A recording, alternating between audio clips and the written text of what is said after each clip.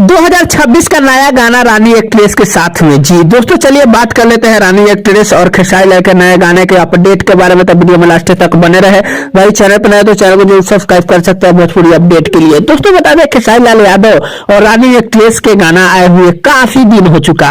बीच में आप सभी के बीच कोमल सिंह भी काम किए थे, रक्षा गुप्ता हाल फिलहाल में काम कर भी किए हैं, बाकी और भी एक्ट्रेस वगैरह बहुत काम किया। लेकिन रानी एक्ट्रेस और जो है खेसारी लाल का जोड़ी जो है काफी दिन से आप सभी के बीच देखने को नहीं मिला है।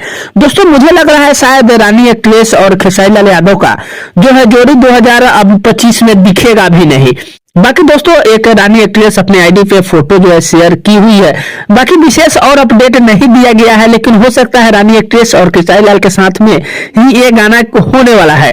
बाकी दोस्तों बता दें, इस गाने को लेकर के मुझे उम्मीद था कि कहीं नया साल के गाना हो तो ज्यादा ही बेहतर रहेगा। बाकी इसके बारे में आप क्या सोचते हैं तो हमें कमेंट बॉक्स में जरूर बताइएगा।